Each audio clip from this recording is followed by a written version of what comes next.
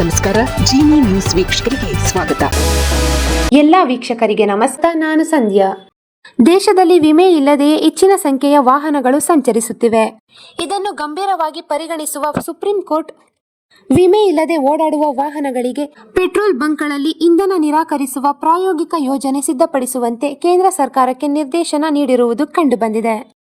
ವಿಮೆ ಇಲ್ಲದೆ ವಾಹನಗಳನ್ನು ಓಡಿಸುವುದರ ಮೇಲೆ ಪ್ರಮುಖ ಕ್ರಮ ಕೈಗೊಳ್ಳಲು ಸುಪ್ರೀಂ ಕೋರ್ಟ್ ಪ್ರಸ್ತಾಪಿಸಿದ್ದು, ಪೆಟ್ರೋಲ್ ಪಂಪ್ಗಳು ಇಂಧನವನ್ನು ಪೂರೈಸುವ ಮೊದಲು ವಾಹನದ ವಿಮೆಯನ್ನು ಪರಿಶೀಲಿಸುವಂತಹ ಪ್ರಾಯೋಗಿಕ ಯೋಜನೆಯನ್ನು ಸಿದ್ಧಪಡಿಸುವಂತೆ ಭಾರತೀಯ ವಿಮಾ ನಿಯಂತ್ರಣ ಮತ್ತು ಅಭಿವೃದ್ಧಿ ಪ್ರಾಧಿಕಾರ ಮತ್ತು ರಸ್ತೆ ಸಾರಿಗೆ ಮತ್ತು ಹೆದ್ದಾರಿ ಸಚಿವಾಲಯಕ್ಕೆ ಸರ್ವೋಚ್ಚ ನ್ಯಾಯಾಲಯ ತಿಳಿಸಿದೆ.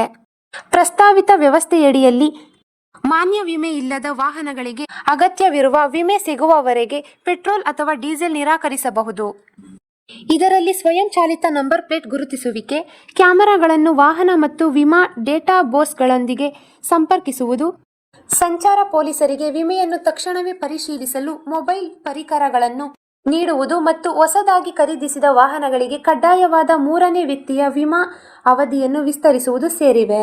ಪೆಟ್ರೋಲ್ ಪಂಪ್ಗಳು ಇಂಧನವನ್ನು ವಿತರಿಸುವ ಮೊದಲು ವಾಹನಕ್ಕೆ ಮಾನ್ಯ ವಿಮೆ ಇದೆಯೇ ಎಂದು ಪರಿಶೀಲಿಸಲು ಅನುವು ಮಾಡಿಕೊಡುವ ಪೈಲಟ್ ಯೋಜನೆಯಲ್ಲಿ ಕೆಲಸ ಮಾಡುವಂತೆ ನ್ಯಾಯಾಲಯ IRDAI ಮತ್ತು ರಸ್ತೆ ಸಾರಿಗೆ ಸಚಿವಾಲಯಕ್ಕೆ ನಿರ್ದೇಶನ ನೀಡಿದೆ ಎಂದು ವರದಿಗಳು ತಿಳಿಸಿವೆ.